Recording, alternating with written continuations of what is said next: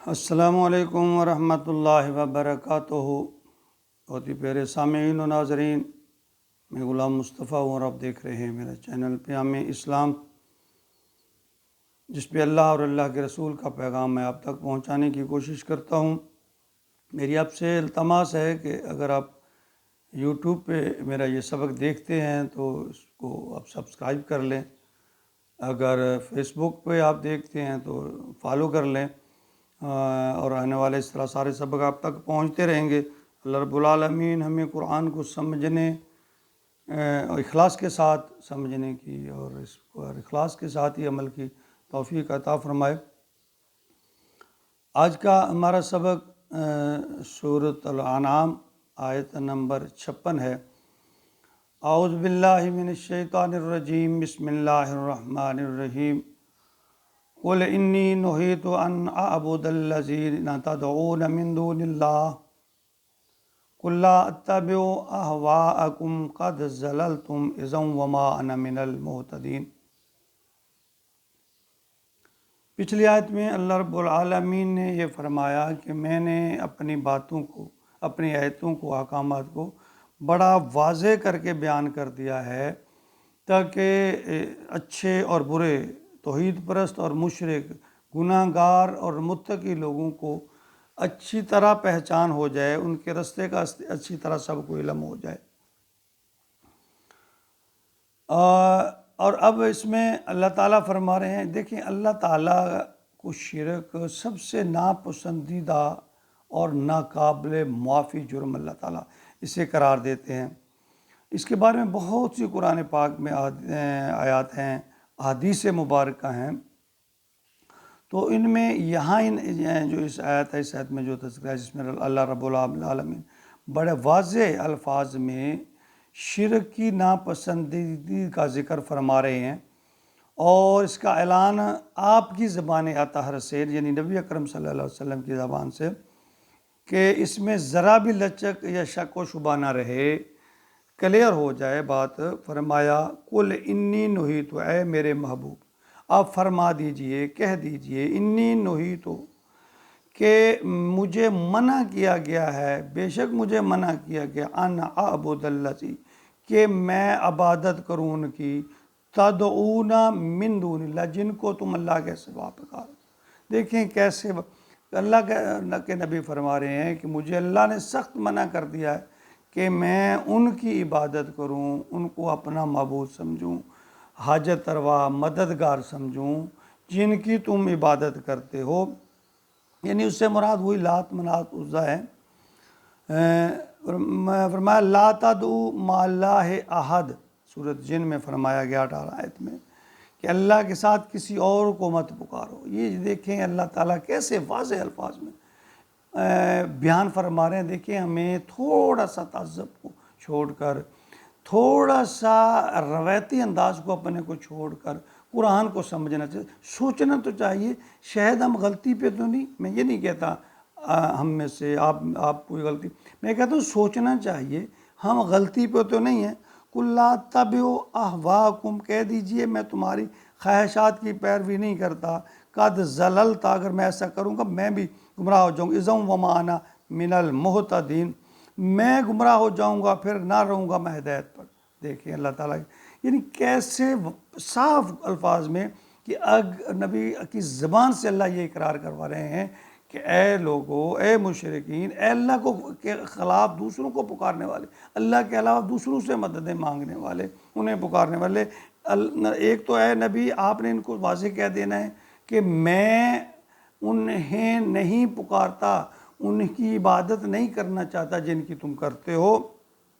اگر میں خدا نخواستہ ایسا کروں گا کہ باوجود رسول ہونے کے، باوجود اللہ کا پیغمبر ہونے کے، میں گمراہ ہو جاؤں گا، راہ راست سے ہٹ جاؤں گا۔ یہ دیکھیں کتنی بڑی بات ہے۔ اور اللہ شرک کے بارے میں، یعنی کفار اور مشرکین مکہ، ان کی خواہش تھی کہ اگر محمد صلی اللہ علیہ وآلہ وسلم ہمارے ان بتوں کو کا مکمل انکار نہ کریں، یعنی برا بھلا یعنی چھوڑ دیں، چلو یہاں تک، تو ہم محمد کی باقی صلی اللہ علیہ وسلم کی باقی باتوں کو مان لیتے ہیں، ان کے لیے تیار ہیں۔ یعنی وہ ہمارے معبود جو ہیں، یہ لات، منات، عزا وغیرہ، ان کے لیے تھوڑا سا رویہ نرم اختیار کر لیں، نرمی کر لیں، لیکن اللہ کی غیرت تو برداشت نہیں کر سکتی۔ ویسے نبی اکرم صلی اللہ علیہ وسلم فرمایا تھا کہ میرے دائیں ہاتھ پر سورج اور بائیں ہاتھ پر چاند بھی رکھ دو تو میں یہ جو توحید کا تبلیغ کر رہا ہوں، سبق دے رہا ہوں، ایک اللہ کی طرف میں لوگوں کو لگا رہا ہوں، میں اس سے باز نہیں آؤں گا۔ اور اس آیت میں اللہ تعالیٰ نے اپنے محبوب سے فرمایا کہ اگر میں تمہاری خواہش پر بالفرض ایسا کر بیٹھوں، یعنی نبی پاک صلی اللہ علیہ وسلم فرما کی زبان سے یہ کہلایا جا رہا ہے کہ اگر تمہاری خواہش یہ جو تم کر رہے ہو، اگر خدا نہ خواستہ میں ایسا کر بیٹھوں تو میں خاتم النبیین، پیغمبر رسول ہونے کے باوجود بھی گمراہ اور ظالم ہو جاؤں گا۔ دیکھیں اللہ کے نبی بھی اگر شرک خدا نہ خواستہ دیکھیں انبیاء سے معصوم ہیں، ان سے کوئی غلطی سرزد نہیں ہوتی، لیکن اللہ ایک مثال دے کر سمجھا رہے ہیں کہ خدا نہ خواستہ اگر یہ عمل یعنی شرک کے چھوٹے سے چھوٹا شائبہ بھی اگر کسی نبی نے، کسی رسول نے، کسی اللہ والے نے کر لیا تو اللہ فرما رہے ہیں وہ بھی گمراہ ہو جائے گا، وہ بھی ظالم بن جائے گا۔ تو ہم اصل میں یہ جو ان کے بنائے ہوئے تھے مورتیاں، یہ لات منات عزا یا وہ جن کی وہ پوجا کرتے تھے، جن کی وہ سے وہ مددیں مانگتے تھے، وہ کہتے تھے وہ اللہ بڑا ہے، یہ چھوٹا، یعنی یہ چھوٹے خدا ہیں، وہ بڑا خدا ہے۔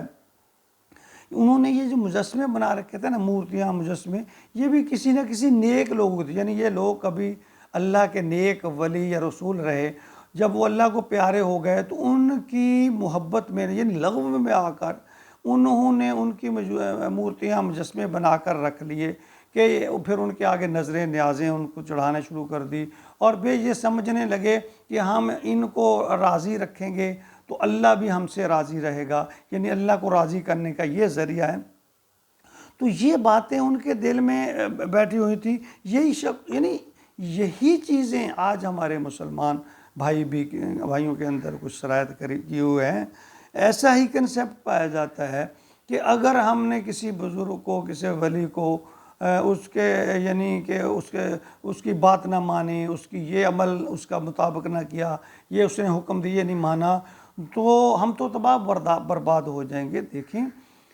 اللہ کے نیک بندوں ولیوں کا احترام کریں، دل سے کریں، دل سے محبت کریں، ان کا احترام کریں، ان کو احترام دیں۔